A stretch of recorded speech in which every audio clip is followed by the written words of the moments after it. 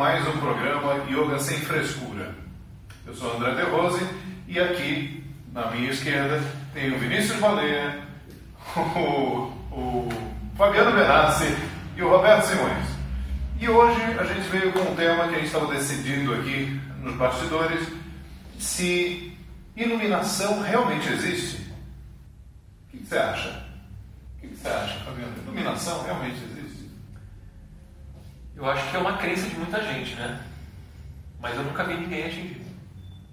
Também não. A gente minha Kundalini está subindo.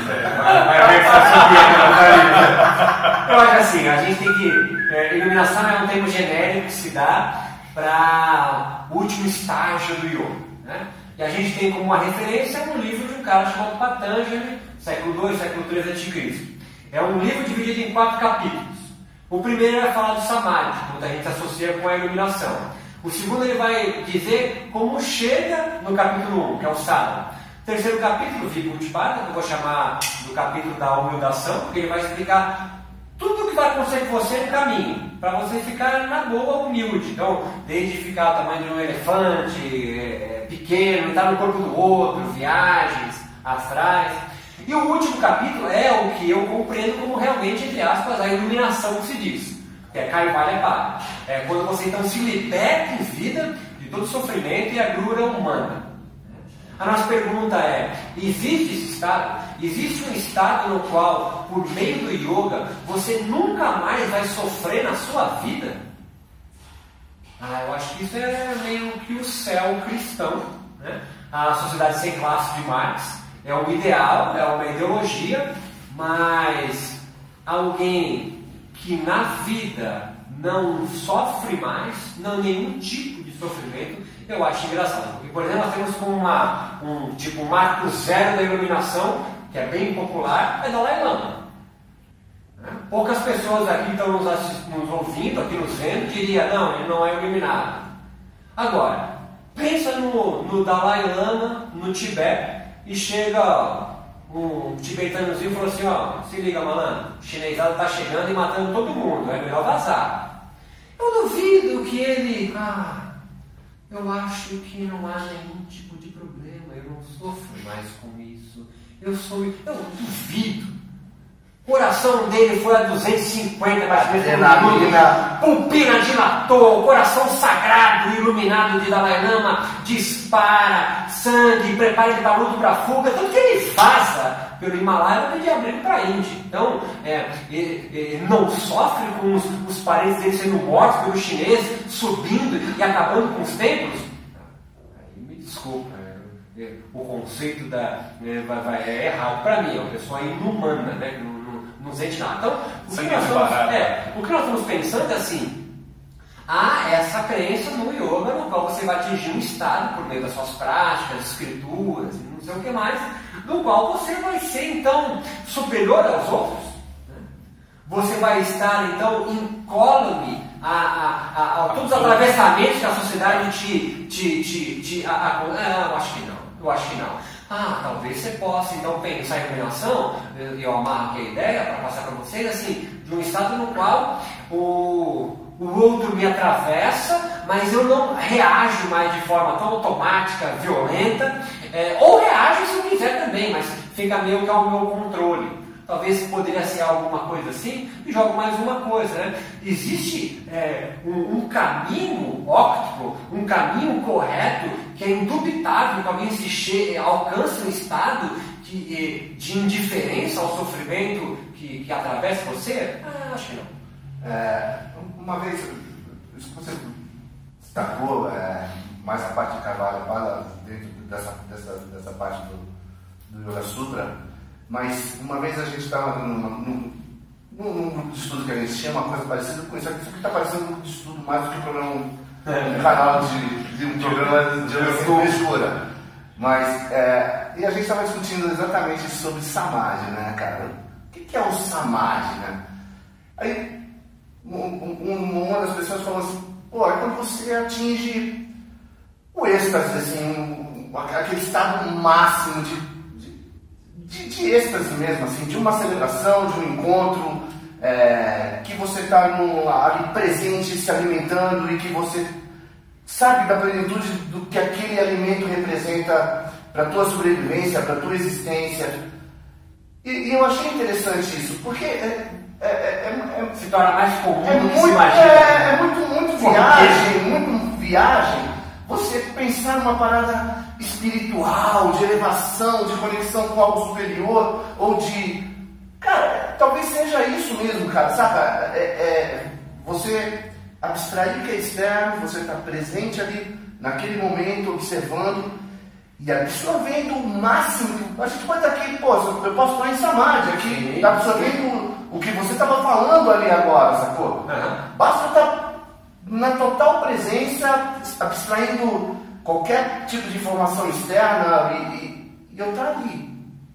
E eu achei interessante, cara, porque isso te revela que a gente pode ter várias experiências de Samadhi. A gente não precisa viver em Samadhi. Sim. Mas a gente pode absorver várias experiências de Samadhi durante a nossa existência.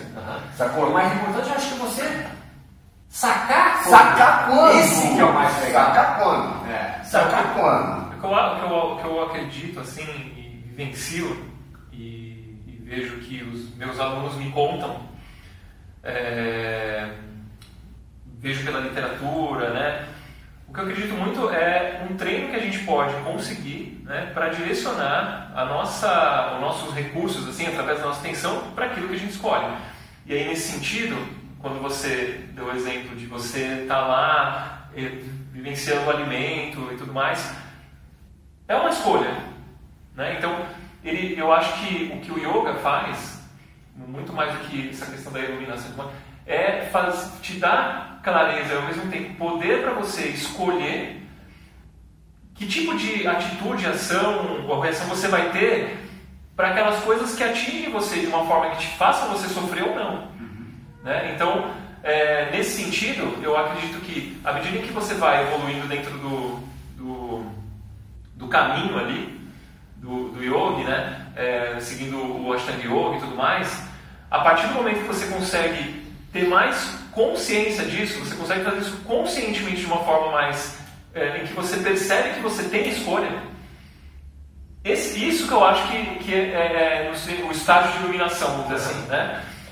Agora, eu acho que eu não consigo de repente até imaginar, talvez, né, exista ou não, o que seria uma iluminação, né? Assim, o que seria o marco, né? O antes e o depois, né? Qual que seria a experiência indescritível? De repente tentar descrever um sonho, que às vezes é uma coisa meio doida, né? Difuso. É uma coisa difusa e tudo mais. Mas, assim, algum momento a gente tem que voltar para a realidade e tem que lidar com os nossos medos, as nossas dificuldades, as pessoas que a gente não gosta ali no trabalho, né, com o trânsito do dia a dia. E às vezes você está cansado, não importa o yoga que você faz, você vai ter um grau maior ou menor, né? Alguém da sua família morre ali, que nem você deu o exemplo do Dalai Lama. Claro que ele vai ter aquele estado de fuga. Então, assim, eu acho que dificilmente aparece alguém, né? Por isso que o André perguntou para mim, o que você acha que é iluminação? Você já viu iluminação você? Eu nunca vi ninguém. Né? E quando você conhece alguém, ou quando a pessoa falar e tudo mais, ela está exatamente coerente com experiências que você tem na sua prática. Desculpa, eu acho que essas experiências de iluminação são muito mais místicas, sim. Do que reais, saca? Você vê várias vezes assim, um surfista falar assim, meu irmão, quando você está dentro de um tubo, você sente o tempo parar. É recorrente isso dentro da galera que está na onda. Quando você está dentro de um tubo, você vê o tempo parar. Cara, você vê o tempo parar. Porque você está no útero daquela porra, velho. Sacou? É como se você estivesse voltando pro útero da Terra, cara. E aquilo parece uma eternidade. E dura pouquíssimos segundos, cara. Saca? Eu acho que as experiências de Samadhi, a gente está falando de Samadhi, não elas têm muito mais a ver, não com sofrimento, mas com algo bom, saca? Não com sofrimento. O sofrimento, se a gente transcender o sofrimento, tem muito mais a ver com moksha, com libertação, com o último caminho, o último mas passo. Isso que você está falando, eu penso muito com o que quando você pega, né, com aquela ideia do Shivohan, sou Shiva e tal, com a ideia da palavra Shiva de preencher, né, de inchar, de crescer, com essa sensação de algo benigno, né? Nesse momento que você sente parar. Isso é muito louco. Algumas experiências te trazem algumas coisas diferentes que fogem do cotidiano, que você também não tem como mensurar, nem como... Mas o interessante é assim, no Samadhi especificamente, não Kaivalya, você volta. Sim. É uma experiência, e aí você volta, e quando você volta, você percebe que era diferente do que agora, né? Então existe sim algo que o yoga chama de Samadhi, juntou letrinhas, né? É um estado no qual é difícil você descrevê-lo, porque eu costumo brincar, igual eu gosto da maçã, né? Você pode colocar a composição química da maçã, mas você não vai entender enquanto você não experiencia ela, aí você vai ter a tua experiência. E aí se uniformiza e chama maçã, é uma experiência própria sua. E não tem nada a ver com uma experiência mística do yoga, ou de qualquer que seja uma prática, uma religião, ou que tenha um caminho para se atingir isso. Sacou? Às vezes eu fico questionando esse caminho do yoga, saca?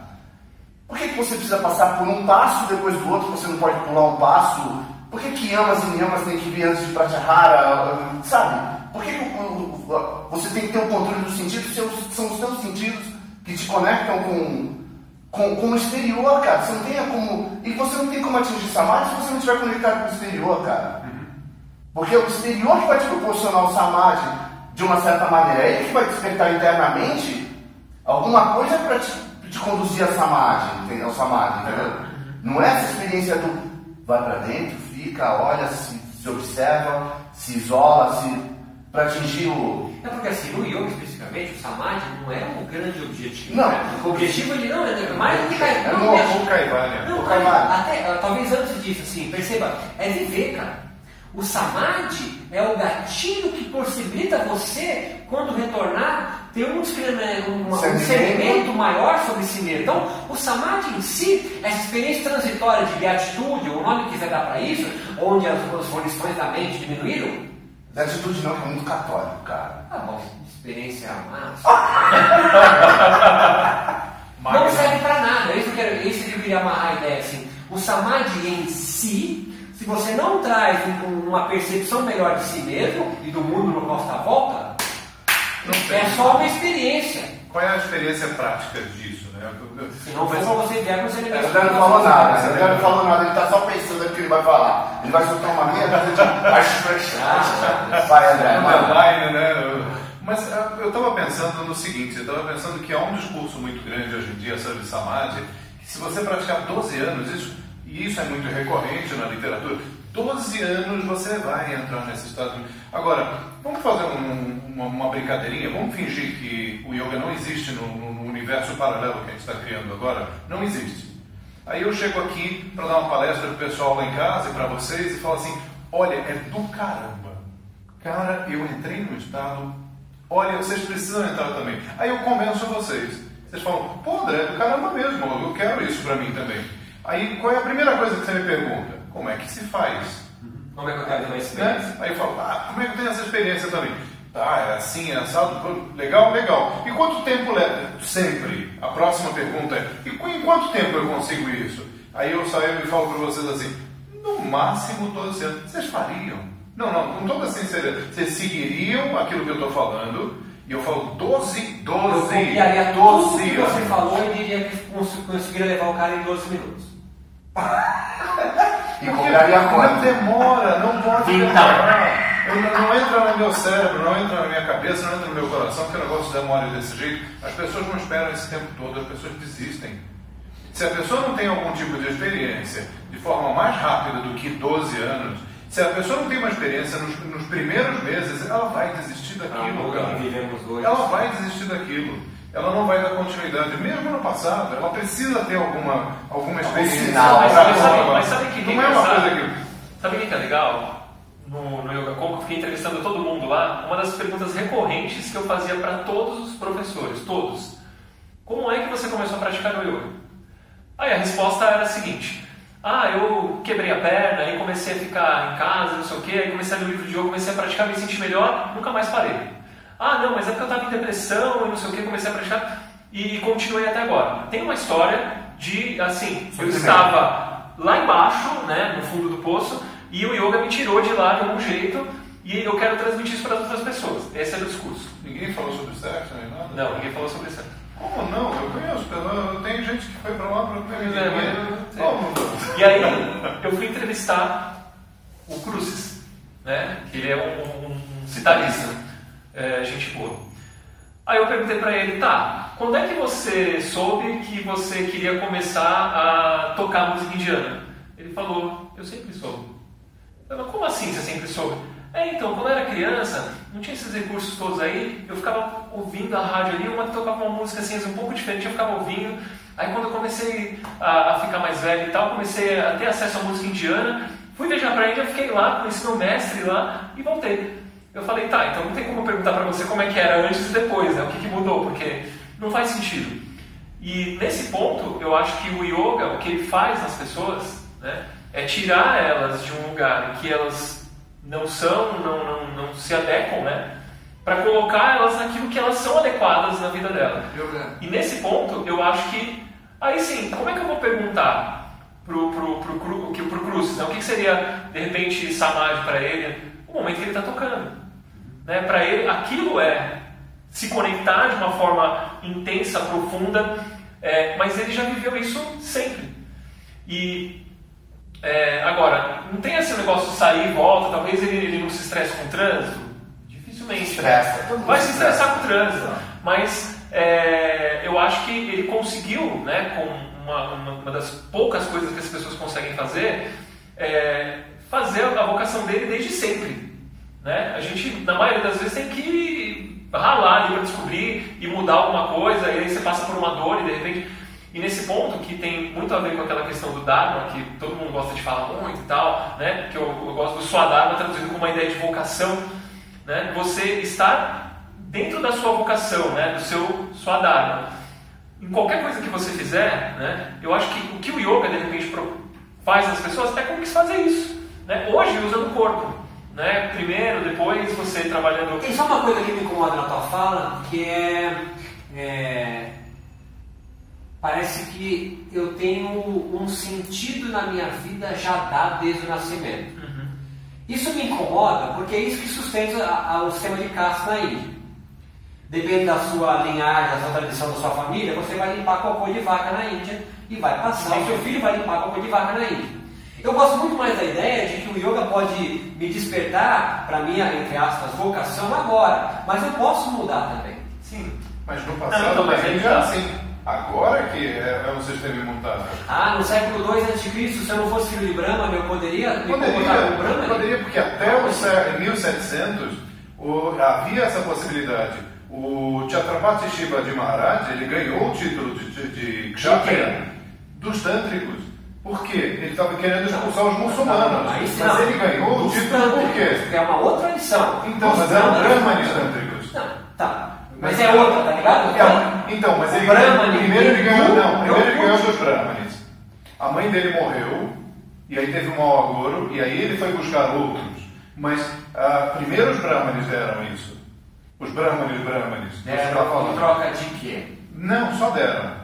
Porque ele foi fazer a iniciação dele. Não. Ele não ameaçou. Eu chegar para você e falar assim, olha, vira presidente aí que eu tô cansado. O Brahma nunca ia dar a casta dele para alguém que não era da casta, bro. Mas aí é que tá. Naquela época havia a possibilidade de mudar de casta. A casta ela começou a ficar com um processo congelado no tempo e no espaço a partir do momento que a Índia começou a se liberar social. Mas havia. Existem vários casos de mobilidade social. Minha mulher podia estar no século II. Mulher nunca. Nasceu mulher na Índia, você sabe como é que é. Mas homens mudarem em casta, homens terem... Porque era um teste vocacional dos brahmanes. Os brahmanes, eles faziam o quê? O papel do guru, que identificava na família o que aquela criança ia ser. Na família dele. Na família dele. Ele ia lá e falava, você aí que é o lugar, você tá casado. Tô percebendo. Não. Tá viajando. As pessoas que não Isso é tinham, budismo, então, as pessoas que não tinham um guru na família buscavam outra. Mas as pessoas que tinham um guru na família, esse iria falar para quem daquela família o que aquela pessoa ia ser. O cara tem um guru na família, ele só pode vir de uma linhagem brahmana. Nem sempre. Porque você não tem guru só brahmanes. Você tem gurus de outras áreas. Qual outra casta que tem um guru que não é um brahmane? Os músicos. Os músicos, que são a casta mais baixa. Existe guru de yoga, existe guru que transmite informação sobre como pintar, existe informação sobre como ser ferreiro. As castas na Índia são milhares de castas. Não são as quatro. Você está sendo reaça sem perceber. Porque o Brahman nunca iria permitir, e nem permite hoje, que alguém de uma casta inferior adentre a sua casta. Segura uma coisa, ser Brahman é outra. Sem troca, sem pagar, possível. Mas o trabalho do Brahman sempre foi com troca. Não tem a Dakshina, que é o pagamento Isso pelo. que eu estou te falando. Então, o Brahman ele faz ritual. Ele tem o processo da ritualística dele, tem que sobreviver de algum E jeito. não sei se é óbvio que você lembra, nos Sutras de Patanjali está claro ali que quem tem possibilidade de alcançar o Samadhi é por nascimento, uso de drogas e por meio das escrituras. Escritura quem tem é só filho de Brahman e Brahman. Drogas quem manipula também são eles. E é inferior ao nascimento, que é o primeiro. Ou seja, um filho de Brahman ele vai ter os Brahman. Então, o Samadhi ele também foi moeda de troca para conseguir ascensão. O Samadhi não foi popularizado em todas as casas. Mas o que acontece? Antes do Yoga Sutra ser escrito, começou essa bagunça dos Brahmanes que queriam tomada de poder. Foi por isso que a Bhagavad Gita foi desenvolvida, para apontar para a sociedade que estava havendo uma tentativa de tomada de poder pela casta brahmânica. Então, toda a Gita, o argumento principal da Gita é o Dharma que estava sendo quebrado. Então, aquele material, que é um material de yoga, tá? Inclusive em cada capítulo está escrito, quando termina o capítulo está falando que aquilo é um Yoga Shastra, mas que a Bhagavad Gita, qual é o principal mote? Mostrar para a sociedade que o Dharma social estava sendo quebrado. Por quê? Os Brahmanes queriam que só os Brahmanes fossem Brahmanes e as outras castas não pudessem ascender nem a uma casta brahmânica, nem sair dali. O brahmanismo não teve... O brahmanismo foi um movimento. Foi um movimento que foi apagado pelo budismo na Índia e depois pelos muçulmanos. Eu discordo de tudo que você está dizendo. Mas eu te respeito. Não. Só voltando aqui a falar do Fabiano, vocês vão ficar polarizando a discussão. Do vídeo anterior. Pega dois cabeçudos desse tamanho e polariza a conversa. Esse lance do yoga, vocação, né, cara? Eu acho que o yoga ele é um aglutinador de vocação, cara.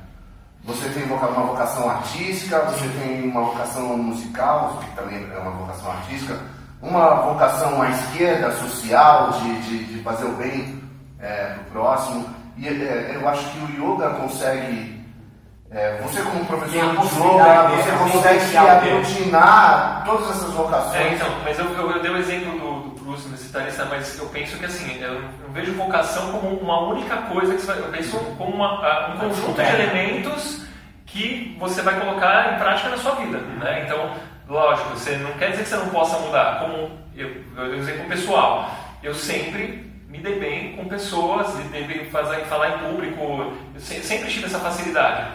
Antes eu trabalhava com tecnologia, saí e fui dar aula de yoga, continuei fazendo a mesma coisa, mas eu mudei de vocação profissional, assim falando, mas eu continuei ali lidando com pessoas, né? Então, eu acredito que, né, talvez esse quebra-cabeça ali de elementos que formam uma vocação sua para a vida profissional, né, as relações que você vai ter, as escolhas que você vai ter políticas, se você quer ter filho ou não, a família, enfim, isso tudo o yoga te ajuda a descobrir, né?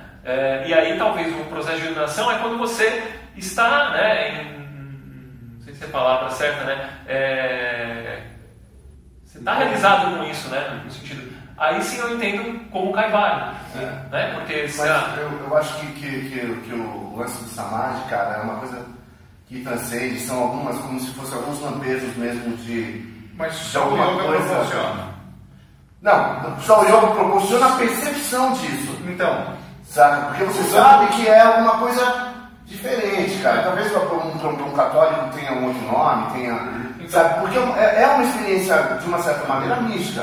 Porque você vai para um espaço, num tempo... Não é de certa maneira, ela é... Que não, saca? Você fala, Roberto, tem uma frase para isso fantástica, ela chama de narrativa. Eu estou usando agora. Me apropriei da narrativa. Depois ele explica o que é narrativa. Eu vou falar o que eu compreendi de narrativa.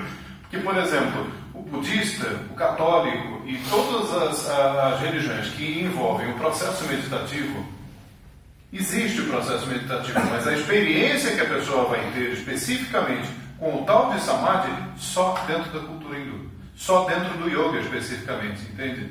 Porque você só consegue sentir aquilo se você está dentro daquela narrativa. Foi isso que você quis falar mais ou menos também. Acho que eu tento dizer, né? Tem que fazer um sentido, né? Você tem uma experiência mística, né? O místico que é o místico? O místico que dispensa o sacerdote para entrar em comunhão com uma força maior, blá blá. É direto, tanto que ele é combatido por todos os sacerdotes, né? E o yoga permite isso. O yoga permite essa conexão direta sem sacerdócio. Agora, eu acho que é isso do nosso bate-papo, né? O que você vai fazer com a experiência que você teve depende da narrativa da sua vida, né? Depende de onde você está inserido, né? Um evangelho relata que sim, foi tocado pela palavra do Senhor, né? É uma experiência mística. O cara está no culto, e aí bateria, guitarra, o cara falando a coisa certa, na hora certa, ele sente aquele... É o Espírito Santo, né? Um pai de santo vai ser embolado com o santo ali no terreiro. E às vezes o cara é muito comum, o cara está sentado esperando para ser atendido e começa a embolar o santo nele, né? Ele tem uma experiência mística ali, direta. O yogi tem na realização de asana, no pranayama, num ritual que é uma prática de yoga, como nós comumente conhecemos, ou sentadinho meditando, né? O cara tocando sozinho. Agora, se essas experiências são todas iguais, assim, fisiologicamente falando, a gente não tem como estudar. Agora, o que fazer com essa experiência é que o André tentou colocar que só faz sentido no hinduísmo, né? A palavra samadhi, o sentido de samadhi, porque as sensações. Porque parece parecido, mas o budismo vai chamar de vazio o que o hinduísmo chama de plenitude. Parecem palavras parecidas, mas se você parar para pensar um pouco, é totalmente discrepante, né? Uma dissolução, o outro busca uma integração, um envolvimento. O plenitude significa que eu estou integrado em tudo, faço parte de tudo. O vazio significa né? Uma onda que sumiu depois que você volta a ser oceano, né? Agora, qual é o conceito de samadhi para os yogis modernos e brasileiros? É uma pergunta cabível de se fazer, para responder. Mas é possível que eu quero dizer com isso. Não é universal. Né? A experiência divina de um samadhi vai fazer sentido para aquela pessoa, mas, cara, ela tem todo um contexto em que ela está inserido, né? E aquilo se transforma. Por isso que eu comecei falando um pouco do discernimento espiritual de Viveka, né? Se o samadhi não te trouxer uma clareza sobre você mesmo, para mim não serve para nada. É só uma experiência gostosa. Que eu tenho correndo, por exemplo. Que vários atletas escrevem, chamam isso em psicologia do esporte de estado flow. Sim. Você está no estado no qual está tão focado no que está fazendo, nadando, surfando, como o exemplo do baleia do tubo, que também é muito recorrente. Você respondeu o comentário da minha irmã, não? Ah, é? Então o estado flow é muito parecido talvez com o que a gente sente no samadhi. Agora, cara, o samadhi, para quem está inserido no yoga, tem um contexto gigante. Para quem acabou uma prova de triatlo, fala, o que você sentiu? Nossa, brother, eu me senti a própria bike, não tem um contexto maior do que aquilo. Ele talvez, e isso é treinável pelo escola do esporte, treinável você alcançar aquele flow. E quando você alcança o flow, você esquece o mundo externo. O cara pode te xingar, o cara pode te brigar, o cara pode fazer o que te dar uma cotovelada, e você não sai dali. Agora, o que a gente faz com esse estado no yoga? A gente chama de samadhi, talvez. É tentar voltar com um discernimento melhor sobre si mesmo. E coisa assim, mundana, né? Treta com o pai, treta com a mãe, treta com a mulher, bem-aventuranças, sentidos maiores da vida, compreensões melhores. Aí você tenta aplicar isso pro seu dia a dia. Cara, mas isso é mó trampo, né? Não é um... Não. É um samadhi atrás do outro, né? Aí você sobe, aí você desce. Porque você conhecer a si mesmo não quer dizer que você seja legal, né? Não é porque à toa que as pessoas começam a fazer yoga, algumas fazem. Porque você com autoconhecimento. Mas se você não é um cara legal, ou uma pessoa bacana, isso também vai refletir. Opa, é um espelho gigante que pousa em cima de você. Não é coincidência que a última postura de yoga de qualquer linhagem ou tradição chama postura do cadáver. Você morre para nascer de novo. A cada prática de yoga, você vai ser você para renascer novamente. Isso não é coincidência, não é um jogo de palavras. Do Ashtanga Vinyasa Yoga, do Shivananda Yoga, de qualquer tipo de yoga, todas acabam com a postura do cadáver, Shavasana. É que é para você aprender a morrer e renascer novamente. Ele te dá essa possibilidade. Olha que rico que é o yoga. Isso tem uma descrição no Yoga Sutra também, que o sono, né, a experiência de não existir. Como é que eu sei como é não existir? Dorme. Também. Você não sabe, né? É muito louco, né? Porque você não guarda essa experiência. Você só tem resquícios de um sonho, né? E é tudo difuso, nebuloso, né? Ele nem está falando do sonho, ele está falando do sono sem sonho. Sim. Sono sem sonho. Em suma, você não tem uma menor puta ideia de quem você é. Ou para onde vai, a gente não tem a menor. Não tem manual de instrução, né? Não tem. Talvez, se você se converter ao cristianismo, é a Bíblia. E talvez para alguém mais ortodoxo no yoga seja o Yoga Sutra ou o Vedanta, certo? Porque o Vedanta é o manual de vida de muita gente. Como é o Yoga Sutra também. Yoga Sutra também. E aí, o Samadhi, falamos sobre? Eu acho que sim, né? Eu acho que sim. Porque a gente pode tentar fazer um resumo.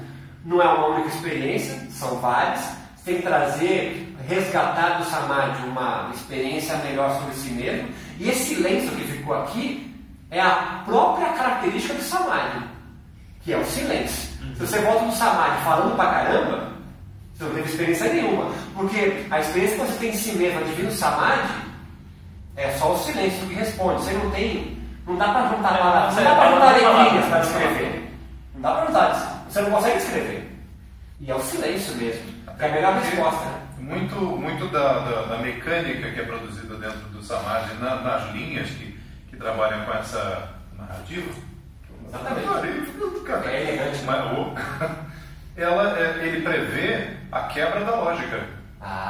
Perfeito. Não há lógica. Se não há lógica, também não há fala. Se não há fala, você não pode contar nada sobre você, porque não há narrativa.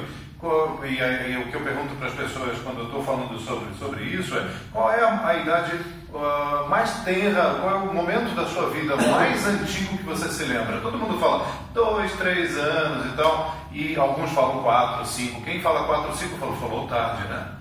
Porque a pessoa só sabe que existe a partir do momento que ela sabe falar. E porque ela tem uma narrativa, ela pode falar sobre ela tem uma história para contar, ela tem memória. Então você só tem memória com palavras. Antes das palavras, quem você era? Não sei. Só tem experiência.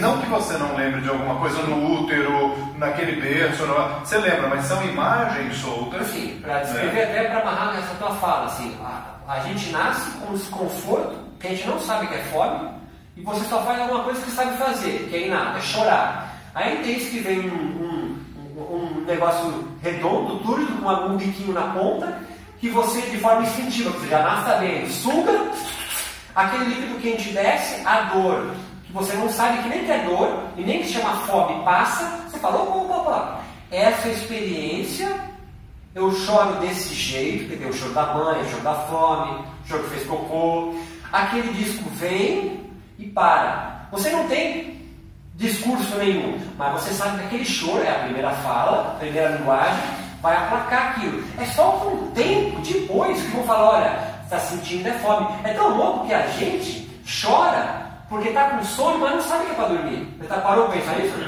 A tua mãe, a sociedade, os outros te ensinam dormir. Ó, tá na hora de dormir, você tá com sono, né? Você vai embala, dorme. Ó, isso é fome. Isso é tábula rasa. Tudo tem que ser ensinado. Inclusive, na hora de você dar comida pro neném, quem já teve filho aqui lembra, né? Como é que você faz? Abre a boca. Não vai abrir. Você faz, aí a criança vai, você vê a comida, né? Você ensina. Você vai ensinando cada passo. O que o yoga faz? Ele vem com um monte de ideias, onde você tem uma série de exercícios para acabar com o diálogo interno. Para ficar o quê? Sem diálogo, sem fala. Na hora que fica sem fala, você tem a experiência do quê?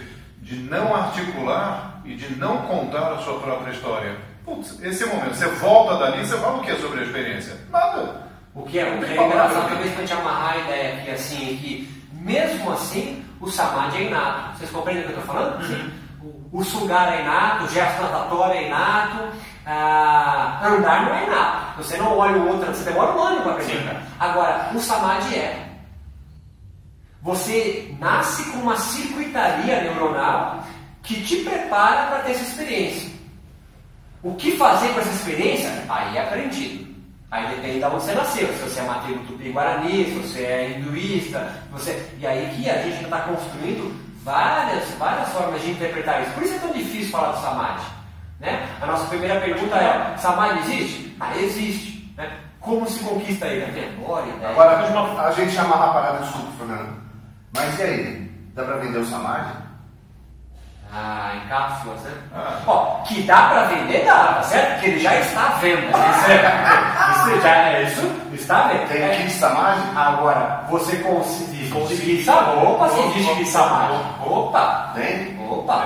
Tem kit samadhi. Putz, esse assunto vai render, gente. Nossa, a gente vai ter que Pode ser para outro programa. A comercialização do samadhi, no próximo programa. Mas com toda então, certeza... só para amarrar o que você falou, eu acho que o que seria algo simples, né? Você falou que é inato, a gente não sabe falar, não sabe andar, a gente tem que aprender também, né? Você sente fome, mas você tem que fazer o seu negócio funcionar ali, né? Seu aparelho digestório, mas todo mundo sabe com a capacidade de reconhecer o que é verdadeiro ou falso. Né? Você vai aprendendo a não ser verdadeiro, né? Acho que essa seria o ponto também. E essa forma natural, né? Essa forma verdadeira de agir, né? Que seria, acho, mais coerente. Entendi o que você fala. Satya. Sim. Nesse sentido, exatamente, é uma ferramenta. Exatamente. Aí você pode ter uma experiência católica, você pode ter uma experiência budista, yogi, não importa. Mas uma forma de você realizar, né, o Satya, nesse ponto, eu acho que esse seria também o momento da mudança, né? Mas uma coisa que apareceu agora, uma questão muito legal, foi o seguinte: existe o Samadhi, a gente chegou talvez a um consenso, não sei se a gente chegou a um consenso também, a ideia de que o Samadhi é uma construção de uma cultura, então ele existe dentro dessa cultura, esse diálogo que constrói o Samadhi existe. E agora o que vai pirar a gente é o seguinte: como o brasileiro ele não é hindu, ele não foi exposto à mesma cultura, nem à mesma tradição, nem aos mesmos mitos. O Samadhi que a gente vende é o mesmo do hindu? Certamente, eu voto que não. Não é. A gente tem uma compreensão diferente, a gente tem uma leitura do que o indiano pensa. Porque assim, toda vez que a gente vê o indiano juntando as palmas das mãos, você já vê na cara do indiano, você fala, esse é hindu, esse é brasileiro. Pode ter o mesmo tom de pele, porque tem brasileiro que parece indiano. Ele pode estar igualzinho, com a mesma roupa, inclusive. Você fala, esse é brasileiro. Como é que você identifica? Ele junta as mãos, franze a testa num sinal de dor, tomba a cabeça para o lado e abaixa o queixo. Cultura, ele está relendo o que o indiano pensa através da cultura cristã, católica, que ele tem de sofrimento, dor e culpa. E humildade. Né? Então, assim, não que o indiano não seja humilde, mas é outro tipo de pegada, é outro tipo de ideia, são outras construções, é outra língua, é outro momento, e a gente ainda por cima está querendo reler o yoga de 2.300, 2.600 anos atrás. É complicado, gente, é complicadíssimo isso. Com certeza o que é feito com o nome de Samadhi hoje aqui no Brasil é uma releitura dessas ideias. Então a gente teria um Samadhi brasileiro, né? Né? A gente teria um momento sem dúvidas. completamente E distinto. tudo bem. E tudo bem. Eu não quero reproduzir a sociedade indiana aqui. Não. Até porque as mulheres não poderiam fazer, né? Sim. O que é uma pena, porque, olha, a contribuição feminina é ótima. Acho que tem que poder, né, gente? Bom. Então, gente, chegamos ao final de mais um programa de Yoga Sem Frescura. Lembre-se de dar o like, lembre-se de trazer contribuições também. E eu acho que esse foi o programa mais longo que a gente teve. Não tenta reduzir ele, eu acho que ficou bom assim, né? Vocês gostaram, eu acho. Então, até a próxima e a gente se vê no próximo programa. Tchau, tchau.